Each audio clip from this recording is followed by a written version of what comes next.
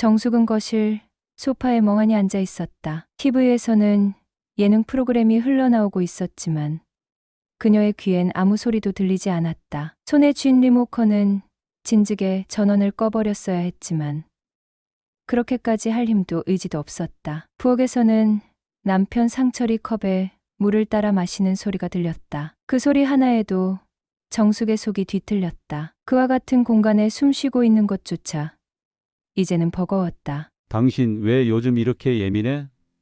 상철이 물컵을 내려놓으며 퉁명스럽게 말했다. 정숙은 고개를 돌렸다. 그의 얼굴을 보기도 싫었다. 예민? 내가 예민해서 그래? 아니지. 당신이 나한테 어떤 짓을 했는데. 또 그 얘기냐? 그거야 그냥 일 때문에 가까워진 거지. 괜히 과장하지 마. 정숙은 벌떡 일어나며 소리를 질렀다. 과장? 내가 당신 문자 다 봤어. 보고 싶어. 오늘도 예쁘다. 당연히 널 더 사랑하지. 그런 말이 일 때문이야? 어쩌다 한두 번이야 그러려니 하겠지만 2년이 넘었어. 당신 그 여자랑 바람났던 게. 상철은 당황한 기색을 감추려 애썼지만 이미 얼굴이 붉게 물들어 있었다. 순간적인 침묵, 그 짧은 정적 속에서 정숙은 무너지는 심장을 손으로 부여잡았다. 난 그냥 가볍게 만난 거야. 진지한 거 아니야. 당신이 요즘 너무 무기력해졌잖아. 말도 없고 맨날 집에만 있고 말이야. 나도 숨 좀 쉬고 싶었다고. 그래서 당신은 날 여자로 안 보고 다른 여자를 만난 거야? 정숙의 목소리는 떨렸고 눈가가 붉어졌다. 그녀는 자신이 언제부터 보이지 않는 존재가 되었는지 기억조차 나지 않았다. 함께 산 세월이 30년이 넘었다. 자식 키우고 살림 돌보고 뒷바라지하며 살아왔던 모든 시간이 지금 그 말 한마디에 쓰레기처럼 버려진 기분이었다. 당신 내 옆에 있어도 나한테 눈길 한 번 안 줬어. 내가 새 옷을 입어도 머리를 바꿔도 당신 눈엔 아무 변화도 없었잖아. 난 점점 투명인간이 돼 가고 있었어. 상철은 말이 없었다. 그런 정숙을 향해 처음으로 고개를 들고 똑바로 마주 보았다. 하지만 이미 그의 눈빛엔 책임도 후회도 없었다. 그냥 피곤한 뿐이었다. 정숙은 깊은 한숨을 내쉬며 말했다. 우리 이혼하자.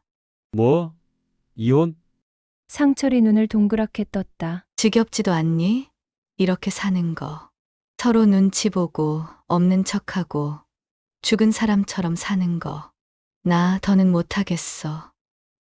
상철은 말없이 정숙을 바라봤다. 마치 처음으로 그녀가 진심이라는 걸 느낀 듯. 정숙은 등을 돌리고 안방으로 들어갔다. 문을 닫기 전 마지막으로 한마디를 남겼다. 남은 인생 난 나로 살 거야. 누구의 아내가 아니라, 누구의 그림자가 아니라. 그녀가 문을 닫는 소리.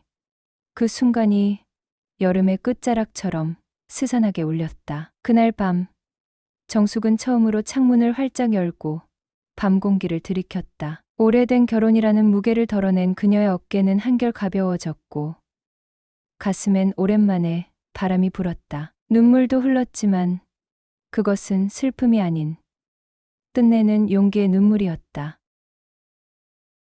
안녕하세요. 내 이름은 박정숙. 올해 55이에요.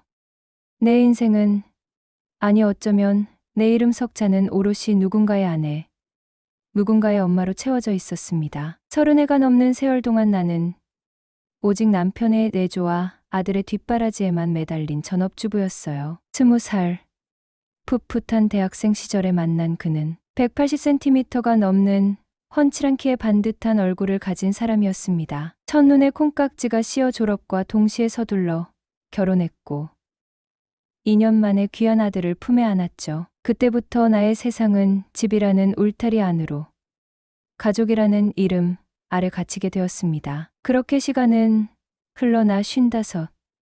남편 영철 씨는 59이 되었어요. 그리고 약 5년 전부터 우리의 부부관계는 껍데기만 남았고요. 잠자리를 같이 하지 않은 지 오래였죠. 처음에는 영철 씨가 지병인 당뇨로 힘들어해서 그런가 보다 생각했습니다. 남자로서의 흥미를 잃었나 보다. 나이가 들면 다 그런 건가 보다 애써 이해하려고 했어요. 사실 나 스스로도 서서히 여자로서의 인생은 끝났다고 체념한 상태였습니다. 거울 속에 나는 더 이상 젊고 아름다운 박정숙이 아니었고요. 그저 누군가의 아내, 누군가의 엄마일 뿐이라고, 그 역할에 충실한 것만으로도 충분하다고 스스로를 다독였습니다. 그런 우리의 관계는 2년 전 아들이 결혼하고 독립하면서 더욱 심각해졌습니다. 텅 빈 집은 낯설었고 평생을 바친 아들이 떠나고 나니 나는 방향을 잃은 기분이었어요. 남편과의 사이는 눈에 띄게 멀어졌고요. 그 쓸쓸함과 허무함은 걷잡을 수 없는 우울감으로 번졌죠. 극심한 우울증이었습니다. 2년이라는 시간 동안 나는 병원을 오가며 약을 먹고 상담을 받았습니다. 가끔 찾아오는 아들만이 나의 유일한 위안이었어요. 남편. 그는 그동안 내게 따뜻한 말 한마디 건네지 않았습니다. 내가 왜 힘든지, 무엇 때문에 괴로워하는지 알려고도 하지 않았죠. 그저 늘 그랬듯 무심했고요. 피곤하다는 말로 일찍 잠자리에 들거나 주말이면 서재에 틀어박혀 나오지 않았습니다. 나는 그의 무관심 속에서 홀로 병과 싸워야 했어요. 그날도 평소와 다를 바 없는 저녁이었죠. 영철 씨는 저녁 식사 후 습관처럼 서재로 들어갔어요. 나는 식탁을 치우고 거실 소파에 앉아 멍하니 TV 채널을 돌리고 있었습니다. 우울증 약 때문인지 늘 몸은 천근만근 무거웠고 마음은 잿빛처럼 가라앉아 있었죠. 그때 영철 씨가 마시던 물컵을 가지러 서재에서 나왔습니다. 그의 휴대폰이 소파 테이블 위에 놓여 있었어요. 아마 서재에 들고 들어가는 것을 깜빡한 모양이었죠. 평소 같았으면 신경 쓰지 않았을 텐데. 그날은 왠지 모르게 눈길이 갔습니다. 휴대폰 화면에 알림 메시지가 하나 떠 있었어요. 잠금 화면이었지만 메시지 내용은 짧게 보였죠. 자기야. 오늘 피곤했지? 잘 자. 내일 봐. 익숙하지 않은 이름이었습니다. 이수진. 순간 심장이 철렁했고요. 혹시 잘못 본 것은 아닐까요? 아니, 자기야라는 호칭과 하트 이모티콘은 누가 봐도 평범한 관계는 아니었습니다. 손이 떨려왔어요. 조심스럽게 휴대폰을 들었습니다. 잠금 패턴을 알 수 없었지만 최근 알림을 확인할 수는 있었어요. 몇 개의 메시지가 더 보였죠. 보고 싶어. 언제쯤 볼 수 있을까? 오늘 저녁 같이 먹기로 했잖아. 머릿속이 하얘졌습니다. 지난 5년간 나를 여자로 보지 않았던 남편이 내가 우울증으로 힘들어할 때 눈길 한 번 주지 않았던 그가 다른 여자와 자기야라 부르며 만남을 이어오고 있었다니요. 배신감보다 더 컸던 것은 허탈함이었어요. 나는 여자로서 끝났다고 생각하며 스스로를 가두고 있을 때 그는 밖에서 다른 여자를 만나며 남자로서의 삶을 누리고 있었죠. 내가 병들어갈 때 그는 다른 여자에게서 위로를 받고 있었던 거였어요. 영철 씨가 물을 마시고 서재로 들어가는 소리가 들렸습니다. 나는 황급히 휴대폰을 제자리에 내려놓았어요. 심장이 터질 것 같았습니다. 그날 밤 나는 한숨도 잘 수 없었죠. 눈을 감으면 자기야, 잘 자라는 글자가 아른거렸고요. 귀에는 그의 무관심과 다른 여자의 웃음소리가 들리는 듯했습니다. 다음 날 아침 나는 아무렇지 않은 척 아침 식사를 차렸습니다. 영철 씨는 평소처럼 신문을 보며 묵묵히 식사를 했어요. 그의 얼굴을 보니 속이 메스꺼웠죠. 식사를 마치고 일어서는 그에게 용기를 내어 말했습니다. 어제 핸드폰에 메시지 온 거 봤어요. 영철 씨가 숟가락을 내려놓으며 나를 쳐다봤어요. 그의 눈동자에 당황하는 기색이 스치는 듯했지만 이내 차갑게 변했습니다. 뭘 봤다는 거야? 이수진 씨라는 분 자기야라고 하던데요. 정적이 흘렀습니다. 몇 초가 마치 몇 시간처럼 느껴졌죠. 영철 씨는 피식 하는 비웃음 같은 소리를 내더니 말했어요. 봤으면 어쩔 건데? 그의 반응에 말문이 막혔습니다. 변명이나 거짓말이라도 하길 바랐는데요. 그의 입에서 나온 건 뻔뻔함이었죠. 지금 바람 피운 걸 인정하는 거예요? 바람? 그렇게 말하니 거창하네. 그냥 외로운 사람끼리 만난 것뿐이야. 외로워요? 옆에 아내가 있는데 뭐가 외로워요? 내가 그동안 얼마나 힘들었는지 알면서 어떻게. 당신 힘들었던 거? 그래서 나보고 어떻게 하라는 건데?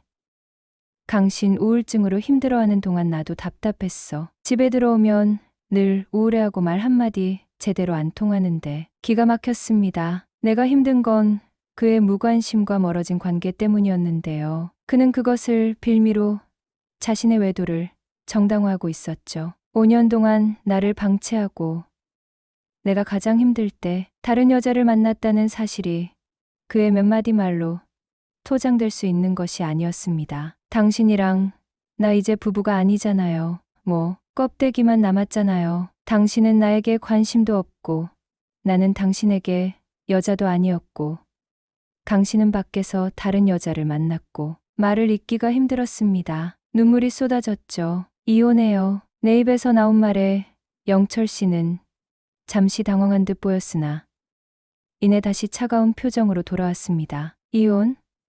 나이 60에 무슨 이혼이야. 아들 얼굴은 어떻게 보려고. 아들 얼굴 보기 부끄러운 짓은 당신이 했어요. 그리고 나는 더 이상 당신이랑 같이 살 자신이 없어요. 평생 당신 그림자 뒤에 숨어 살았는데요.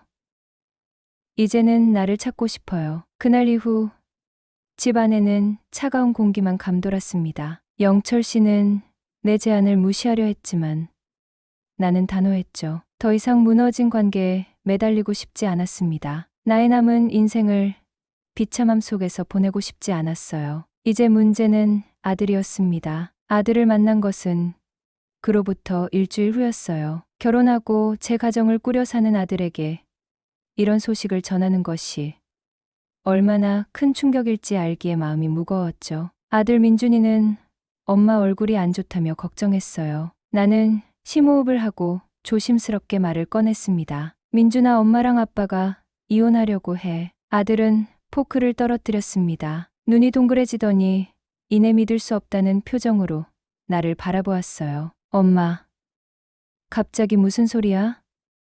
아빠랑 엄마가 왜? 갑자기는 아니야. 사실 엄마랑 아빠 오래전부터 사이가 좋지 않았어. 하지만 그래도 이혼이라니요. 두 분이 평생을 같이 사셨는데. 아들은 혼란스러워 보였습니다. 나는 솔직하게 이야기했어요. 5년 전부터 부부 관계가 소원해졌다는 것.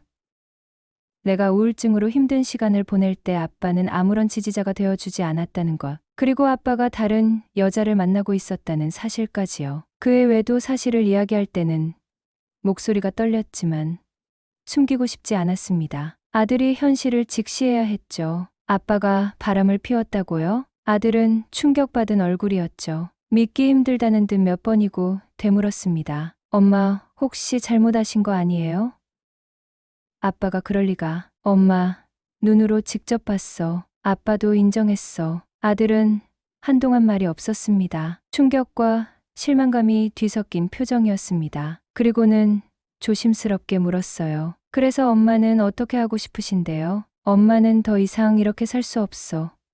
민준아, 아빠랑 같이 있으면 숨이 막혀. 내가 여자라는 생각도 들지 않고 그저 집 지키는 사람 같아. 평생 엄마는 아빠랑 뭐만 보고 살았는데요.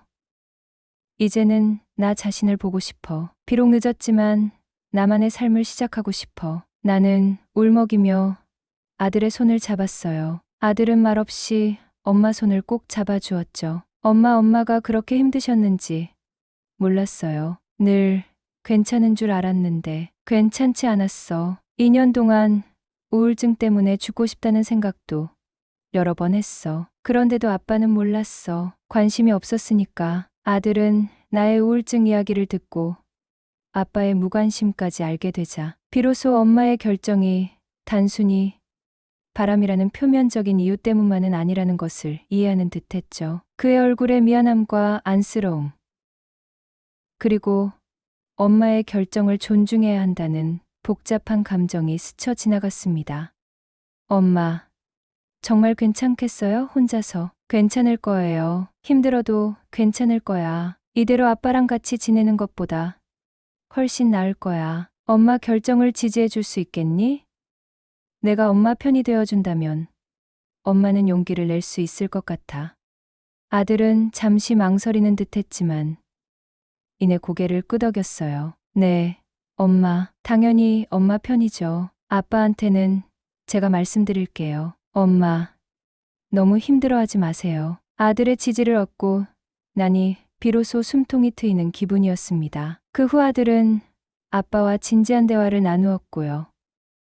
결국 영철 씨도 이혼에 동의하게 되었죠. 오랫동안 껍데기만 남은 관계였기에 재산 분할 등 법적인 절차는 생각보다 빠르게 진행되었어요. 55, 늦은 나이에 나의 이름 석자 앞에 붙어있던 누구의 아내라는 수식어를 떼어냈습니다. 지난 30여 년간 오롯이 가족에게만 헌신하며 살았던 삶은 막을 내렸죠. 이혼 후 나는 홀로 서게 되었습니다. 나는 다시금 우울감의 늪으로 빠져들고 있었어요. 55이라는 나이에 홀로 남겨진 기분은 서럽고 막막했죠. 그저 아침에 눈을 떠 끼니를 때우고 병원에서 타온약을 먹는 것이 하루의 전부였습니다. 그런 내 삶의 작은 파동이 일어난 것은 작년 봄이었어요. 대학 시절의 절친 미영이에게서 연락이 온 것이었죠. 무슨 소문을 들었는지 내 이혼 소식을 알고 걱정되어 연락했다고 했습니다. 오랜만의 목소리였지만 변함없이 따뜻했어요. 정수가, 괜찮냐?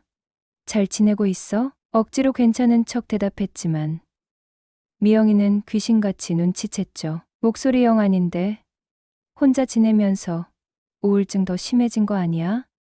뜨끔했습니다. 역시 오랜 친구는 달랐어요. 나는 애써 태어난 척했습니다. 뭐 외롭게 지내는 거 빼곤 별일 없어. 그냥저냥 하루하루 버티고 있지. 버티기는 무슨. 그러다 병난다. 정수가. 혼자 집에만 있지 말고 대구로 내려와 지내. 대구, 내 고향이었어요. 졸업과 동시에 서울로 올라와 결혼하고 살면서 단 한 번도 내 삶의 터전을 옮길 생각을 해본 적이 없었죠. 대구. 내가 왜? 내가 이번에 주간보호센터 차린 거 알지? 와서 일도 좀 돕고 나랑 같이 지내면 되잖아. 나도 정신없어서 일손 필요한데 내가 와주면 얼마나 좋겠어. 혼자 있는 것보다 훨씬 낫지. 미영의 제안은 솔깃했지만 망설여졌습니다. 반평생을 서울에서 살았는데 낯선 듯 익숙한 고향으로 돌아가 새로운 시작을 한다는 것이 두려웠고요. 그리고 무엇보다 아들 곁을 떠나는 것이 마음에 걸렸죠. 비록 결혼했지만 그래도 내 유일한 혈육인데. 하지만 이내 정신을 차렸습니다. 다 큰 아들, 그것도 제 가정을 이룬 아들이 내 인생을 책임져 줄 수는 없는 노릇이었어요. 평생 남편과 아들 뒷바라지에 내 젊음을 바쳤는데요. 이제는 정말 나 자신의 살기를 찾아야 했죠. 이대로 서울에서 갇혀 지내다가는 우울증에 완전히 잠식될 것 같았습니다. 결심이 섰어요. 아들에게 조심스럽게 대구 행을 이야기했죠. 처음에는 걱정했지만 엄마의 힘든 상황과 미영이 이모의 제안에 대해 듣고는 이내 이해해 주었답니다. 엄마, 이제 엄마 생각만 하세요. 저 걱정은 마시고요. 아들의 말에 눈물이 핑 돌았습니다. 그래. 이제 정말 나 자신을 위해 살아야지. 그렇게 나는 대구로 내려왔습니다. 낯설면서도 익숙한 공기. 오랜만에 만난 미영이는 예전 그대로 수다스럽고 활기찼죠. 미영이 덕분에 나는 금세 주간보호센터 일에 적응할 수 있었습니다. 주로 어르신들 식사를 챙기고 프로그램 진행을 돕고 말동무가 되어 드리는 일이었어요. 사람들과 부대끼고 어르신들의 웃음과 이야기에 귀 기울이면서 나의 잿빛 일상에도 조금씩 색이 입혀지는 것을 느꼈죠. 그리고 그곳에서 나는 뜻밖의 사람을 만났습니다. 바로 미영의 아들, 창수였습니다. 센터에서 전반적인 운영을 책임지고 있는 그는 30살이었어요. 고등학교 졸업 후 군대 간다고 인사했던 게 마지막이었는데요. 이렇게 다시 보니 감회가 새로웠죠. 어머, 창순이 세상에 이렇게 멋있게 컸다고? 못 알아볼 뻔했네. 10대의 앳된 얼굴은 온데간데 없고 훤칠한 키에 듬직한 체격을 가진 어른 남자가 내 앞에 서 있었습니다. 부드러운 인상이었지만 눈빛은 곱고 단단해 보였죠. 안녕하세요, 아주머니. 오랜만이에요. 엄마한테 얘기 많이 들었어요. 잘 지내고 계셨어요? 응. 미영이 덕분에 잘 지내고 있지. 근데 너 왜 이렇게 남자다워졌어? 고등학교 때만 해도 애 같았는데. 내 말에 창수는 머쓱하게 웃으며 말했어요. 아무래도 해병대 다녀와서 그런가 봐요. 그때부터 좀 변했다는 소리 많이 들어요. 상남자가 되었다는 그의 말처럼. 창수는 20살이나 많은 나에게도 예의 바르고 젠틀하게 대하면서도 일할 때는 카리스마가 넘치는 진짜 남자 같았습니다. 센터에서 우리는 거의 하루 12시간을 함께 했어요. 아침 일찍 출근해서 어르신들 맞을 준비를 하고요. 함께 식사하고요. 프로그램을 진행하고 저녁 늦게까지 뒷정리를 했습니다. 그의 성실함과 어르신들을 대하는 따뜻함에 자연스레 눈길이 갔어요. 그리고 그는 나를 편하게 대해줬죠. 어느 날 점심시간이었습니다. 어르신들 식사를 다 챙겨드리고 직원 식당에서 창수와 단둘이 밥을 먹고 있었어요. 아주머니 오시고 나서 센터 분위기가 더 밝아진 것 같아요. 어르신들도 아주머니 되게 좋아하시고. 그래? 다행이네. 나도 덕분에 우울할 틈 없이 잘 지내고 있어. 그는 밥을 먹다 말고 나를 빤히 쳐다보았습니다. 그리고는 불쑥 예상치 못한 말을 했죠. 근데 아주머니는 그대로세요. 뭐가? 대학생 때 저희 어머니랑 같이 찍은 사진을 봤거든요. 그때랑 지금이랑 하나도 안 변하고 여전히 예쁘세요. 순간 숟가락을 놓을 뻔했습니다. 예쁘다는 말을 들어본 게 얼마만이었죠? 그것도 이렇게 젊은 친구 아들뻘 되는 남자에게서 듣다니요. 얼굴이 확 깔아오르는 것을 느꼈습니다. 당황스러움과 함께 잊고 지냈던 여자로서의 감정이 아주 희미하게 하지만 분명하게 고개를 드는 것 같았어요. 그의 말은 단순한 칭찬이 아니라 나를 박정숙이라는 한 사람의 여성으로 봐주는 것 같았습니다. 그때부터였을까요? 그를 보는 내 시선이 조금씩 달라지기 시작한 것이요. 미영의 아들, 30살의 젊은 남자 창수가 아닌 그 자체로 매력적인 한 명의 남자로 느껴지기 시작한 것은이었죠. 함께 일하는 시간 동안 그의 말투, 행동 하나하나가 자꾸 눈에 들어왔습니다. 나를 배려하는 그의 손짓, 어르신들의 이야기에 귀 기울이는 그의 진지한 얼굴, 피곤할 때 살짝 찌푸리는 미간까지 모든 것이 새롭게 다가왔죠. 어느 날 퇴근 후 우리는 센터 근처 작은 카페에서 차를 마시게 되었어요. 아주머니, 저희 엄마한테 제 파혼 이야기 들으셨어요? 응, 대충은 들었지. 근데 왜 파혼하게 된 거야? 그는 커피잔만 만지작거리며 한동안 말이 없었습니다. 망설이는 기색이 역력했죠. 말씀드리기가 좀 그래요. 뭐 어때? 우리 사이에. 말해봐. 어디 가서 말 안 할 테니. 나는 부드럽게 그를 다독였습니다. 어쩌면 그 역시 누군가에게 자신의 이야기를 털어놓고 싶었을지도 몰라요. 잠시 망설이던 그는 이내 입을 열었습니다. 사실 아내가 바람이 났었어요. 결혼 준비 중에 같은 회사 다니는 유부남이랑. 그의 말에 나는 숨을 멈췄습니다. 세상에 이런 우연이. 어머 그랬니? 결혼까지 생각했는데 얼마나 힘들었겠어. 네, 너무 힘들었어요. 믿었던 사람에게 배신당한 기분 말로 표현이 안 되더라고요. 그의 아픔이 고스란히 전해졌어요. 그의 눈빛에서 과거의 나와 같은 상처를 보았죠. 나 역시 남편의 외도로 이혼하지 않았던가요? 나도 신랑이 바람 피워서 이혼했어. 그것도 내가 우울증으로 힘들어할 때. 나의 고백에 이번에는 창수가 놀란 눈으로 나를 쳐다보았습니다. 정말요? 세상에 어쩜 이렇게 비슷할 수가 있어요? 우리는 잠시 서로를 바라보았어요. 웃음 같기도 하고 눈물 같기도 한 복잡한 표정이었습니다. 20살이라는 나이 차이에도 불구하고 우리는 배신당한 아내와 배신당할 뻔한 남편이라는 동병상련의 아픔으로 연결되어 있었죠. 그 순간 우리는 그저 아주머니와 친구, 아들이 아닌 같은 상처를 가진 두 사람으로서 마주하고 있었습니다. 그러게 말이다. 기막히네.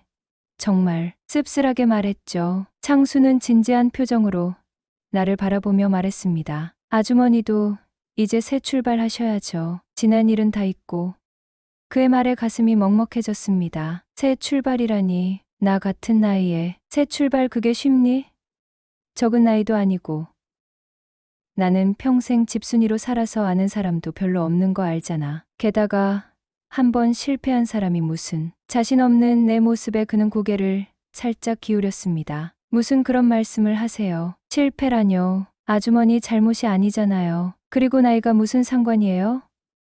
아주머니는 충분히 매력적이세요. 다시금 매력적이라는 그의 말에 얼굴이 후끈 달아올랐습니다. 이 남자는 왜 자꾸 나에게 이런 말을 하는 걸까요? 그의 진심인지 아니면 그저 위로의 말인지 알 수 없어 혼란스러웠죠. 너야말로 새장가 가야지. 이렇게 멋있는데 벌써부터 혼자 살 생각하면 어떡해. 나는 화제를 돌리며 말했죠. 그는 커피를 한 모금 마시고는 나를 보며 피식 웃었습니다. 아직은요. 왜? 여자라면 지긋지긋해? 하하. 그것도 좀 있고요. 솔직히 상처가 너무 커서 아직은 누군가 새로 만날 엄두가 안 나요. 그리고 아직은 일에만 집중하고 싶어요. 정숙은 창수와 단둘이 보내는 시간이 점점 많아지는 걸 느꼈습니다. 처음엔 퇴근 후 간단히 저녁을 함께 먹는 정도였고요. 창수가 데려다 주던 차 안에서 한두 마디 더. 날씨 이야기에 이어 서로의 하루를 나누는 대화가 오갔습니다. 아주머니, 요즘엔 영화 보셨어요? 영화에 혼자 보기도 하고. 뭐 근데 극장은 잘 안 가. 혼자 가긴 좀. 그럼 같이 가요. 주말에 시간 되세요? 그렇게 처음으로 둘만의 영화관 데이트가 생겼습니다. 조용한 멜로 영화였죠. 스크린에서 두 사람이 서로를 바라보는 장면이 흐를 때 정숙은 옆자리에서 창수의 손이 자신 쪽으로 살짝 움직이는 것을 느꼈습니다. 서로의 손등이 살짝 닿았지만 그건 단순한 접촉 이상의 것이었어요. 어느새 저녁이 밤이 되었고 늦은 시간 술잔을 기울이게 된 날이었습니다. 정숙은 오랜만에 입술에 와인을 적셨고 창수는 소맥을 마시며 천천히 말을 풀어냈죠. 아주머니, 외롭다고 하셨잖아요. 응, 전혀 진짜 가끔 밤에 미칠 것 같아요. 너무 조용하고 아무도 없고 그냥 누가 날 안아줬으면 좋겠다. 그런 생각. 정숙은 고개를 끄덕였어요. 외로움이라는 감정은 나이와 상관없이 같은 결을 가지고 있었죠. 나도 그래. 새벽에 깨서 혼자 부엌에 앉아 있으면 문득 그런 생각이 들어. 이게 사는 건가? 그냥 살아있는 건가? 그런 거. 잠시 침묵이 흘렀습니다. 술 기운인지 아니면 오래 흘러둔 감정 때문인지 창수가 정숙을 바라보며 말했죠. 아주머니. 응, 우리 서로 애인 생길 때까지만 애인해 주시면 안 돼요? 정숙은 깜짝 놀라 고개를 돌렸습니다. 하지만 창수의 눈빛은 장난이 아니었어요. 나 아주머니 여자로서 좋아해요. 예전부터요. 처음부터 그냥 엄마 친구로 안 보였어요. 심장이 내려앉는 기분이었습니다. 혼란스러웠지만 부정할 수는 없었죠. 정숙 역시 느끼고 있었어요. 창수의 따뜻한 말 한마디에 하루가 밝아지고 그가 웃어주면 마음이 설렜습니다. 그리고 그 설렘은 단지 어리광처럼 흘러가는 감정이 아니었죠. 나도 그래. 처음엔 아니었는데 요즘은 뭐 보면 이상해. 내 나이에 이런 감정. 부끄럽기도 하고 무섭기도 해. 근데 마음이 움직이는 건 어쩔 수 없더라. 창수는 살며시 손을 내밀었고 정숙은 조심스럽게 그 손을 잡았습니다. 따뜻하고 단단했죠. 그 순간 그들은 단순한 엄마 친구와 아들이 아니었습니다. 그날 밤 창수의 집으로 향했어요. 창수는 정숙의 손을 이끌었고 그녀는 한 번도 경험해보지 못했던 낯선 긴장감에 발끝이 떨렸습니다. 집안은 조용했고 창수는 그녀를 소파에 앉히고 조심스레 물었죠. 괜찮으세요? 정숙은 고개를 천천히 끄덕였습니다. 그날 밤 그녀는 아주 오랜만에 누군가의 온기를 느꼈고 자신의 심장이 여전히 살아있음을 깨달았죠. 그 이후 창수와의 관계는 조금씩 달라졌습니다. 출근길에는 늘 커피 2잔이 놓여 있었고요. 퇴근길에는 작은 꽃다발이나 그녀가 좋아하는 떡 하나가 놓여 있었습니다. 이거 뭐야? 오늘은 좀 피곤해 보이셔서요. 달달한 거 드세요. 창수는 여전히 그녀를 아주머니라고 불렀지만 그 안엔 애틋함이 담겨 있었어요. 사람들 앞에서는 아무렇지 않은 척 했지만 정숙의 눈빛은 어느새 창수를 따라 움직이고 있었죠. 어느 날 센터에 출근하자마자 창수가 불쑥 말했습니다. 저녁에 시간 있으세요? 바람 좀 쐬러 가요. 정숙은 묻지 않고 고개를 끄덕였죠. 그날 창수가 데려간 곳은 강가 근처의 작은 포장마차였습니다. 밤 공기가 서늘했지만 뜨끈한 어묵 국물과 함께하는 대화는 따뜻했죠. 가끔은 내가 너무 나쁜 건가 싶어. 넌 아직 젊은데 나 같은 사람 붙잡고. 정숙이 말하자 창수는 그녀의 손을 꽉 잡았습니다. 전 아주머니랑 있을 때가 제일 좋아요. 제가 보호받는 게 아니라 오히려 지켜드리고 싶은 마음이 들어요. 처음이에요. 이런 감정. 정숙은 눈시울이 붉어졌습니다. 누군가의 마음을 받는다는 것이 이렇게 따뜻한 일이란 걸 50 중반이 되어서야 알게 될 줄이야. 그들은 공식적인 연인은 아니었습니다. 서로를 공개할 수도 쉽게 설명할 수도 없었죠. 하지만 정숙은 느꼈습니다. 누군가와 함께 늙어간다는 게 아니라 누군가와 다시 살아간다는 감각을 느꼈어요. 창수와 보내는 시간은 조심스럽고 느리게 흘러갔죠. 남들 눈을 의식하며 걷고요.